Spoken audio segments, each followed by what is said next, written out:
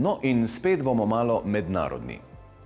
Beograjčanka Irena, ki na svojem blogu Kreativice piše o življenju mlade družine, kreativnih projektih, potovanjih in predvsem o tem, kako si urediti dom, je pred dobrim desetletjem srce zapisala naši prestolnici.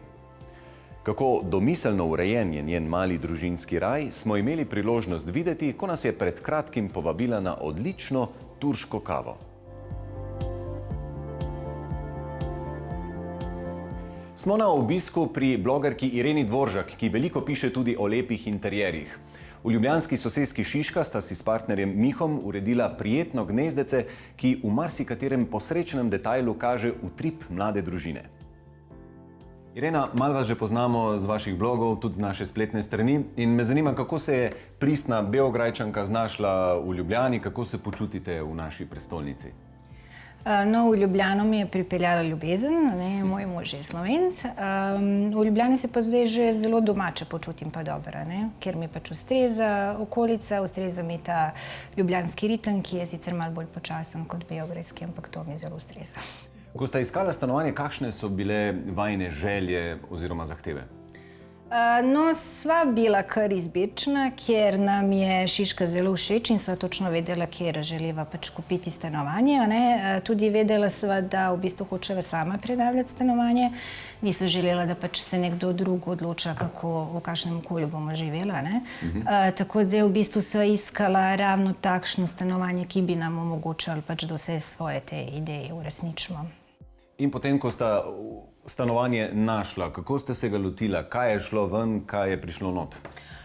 No, v bistvu že med samim iskanjem stanovanja sva bila kar malo hecna, ker v bistvu sva prišla noter in so nas nepremičninarji malo čudno gledali, ker so začela takoj trkati po stenah, kaj se da podreti, kaj se ne da, samo to nas je zanimalo. Tako da v bistvu, ko sva prišla v to stanovanje, sva točno vedela, pač so nam že povedali, kaj se da urediti, kakšne stene bojo šle stran, kateri bojo ostale. Potem sva pa v bistvu sproti razmišljala, kaj bi. Sva že imela idejo, da pač hočeva odprto stanovanje, ki je sedaj zelo, zelo različno kot pač tisto osnovno. To je stanovanje iz 60-ih let, torej velik sten, velik vrat, velik hodnikov in tako naprej. Največ sprememb med prenovo je doživel sedanji osrednji bivalni prostor. V tem delu stanovanja je bilo podrtih 5 sten in odstranjenih prav toliko vrat.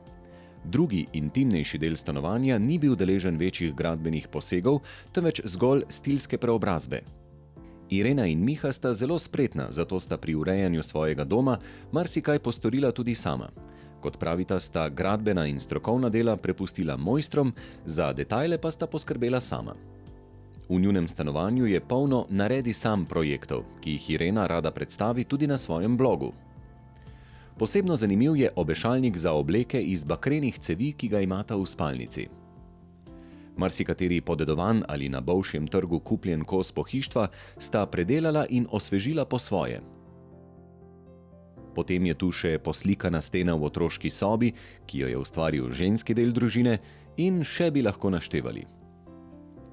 Irena pove, da v stanovanju skorajda ni kotička, kjer ne bi bila prisotna njihova ideja. Če je slučajno ne znajo sami realizirati, pa poiščejo pomoč. Tako sta si recimo odprte police v dnevni sobi z Mihom zamislila in narisala, naredil pa jih je mizar. Pa še nekaj pade v oči, in sicer veliko zelenja v samem stanovanju, pa na tem zasteklenem balkonu, kako bi mu lahko rekla. Gre za eno sodobno gibanje, Ja, v bistvu ja. Zadnje čase opažamo, da čim več ljudi sploh v stanovanjih se odloča, da bi imeli kakšne biljke, ker včasih ni bilo to, vsi so pač želeli vrt, moraš biti v hiši, da bi imel kaj takega. Zdaj pa sicer mislim, da se ljudje vračamo temu, kar nam je naravno, da bi radi želeli biti pač bližje naravi, in da to ni zdaj sam rezervirano za ljudje, ki imajo hiše ali imajo vrtove, ampak dejansko, da lahko malo tudi prostor, v katerem živimo, poživimo z biljkami. Ne samo dekorativno, ampak pač biljke res pripomorejo boljšem počutju v stanovanju. Menda lahko celo o nekem trendu med blogerji govorimo. Ja, v bistvu Urban Jungle blogersu, ki so začeli s tem trendom in ki sicer je mogoče začel malo bolj sam dekorativno, ne, ampak mislim, da ljudje so zelo zdaj začeli to uporabljati, ne, in z dekorativnih namenov, ampak vidijo dejansko, da se tudi boljše počutijo v prostoru, ki ima več biljk. Kakšna je zgodba tistele oljke? To oljko sem jaz kupila, pač preden se moja starejša hči rodila, tako da zdaj pač po njej točno vem, koliko je oljka stara, ne. Je pa bila zelo mečkina, tako da v bistvu skupaj s hčerko obe rasteta, ne. Posebno všeč nam je, da stanovanje nikakor ne skuša skriti, da v njem gospodarijo tudi otroci. Irena v smehu pove, tudi če bi to želeli, je skorajda nemogoče. Skupna popoldanska druženja so najlepša in zato sta dnevno bivalni del stanovanja zasnovala tako zelo odprto.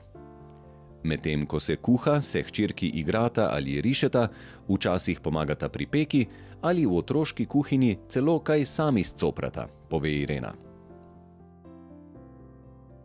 Najljubši dekor v njihovem domu pa so otroške risbice. Teh je povsod veliko, najljubše pa so postale del družinske galerije. A imate kako svojo definicijo, kaj bi vam predstavljal dom? Dom, to bi mogoče pač kar povzela en stavek, ko ga v Srbiji dosti uporabljamo, ne, ker sem iz Beograda. Gre nekako tako, ne, kada deca nisu besna, kuća nije tesna, kar v bistvu pomeni, da ko se ljudje razumemo, ko smo v dobrem odnosu eni z drugima, ne, pol pa je tudi pač dom doma, ne. To največ pomeni v domu, ne pač stvari pa ostale zadeve. Kaj pa, Irena, če bi primerjali bivalno kulturo v Beogradu in v Ljubljani ali pa srbsko in slovensko, a se da kakšne vzporednice najti?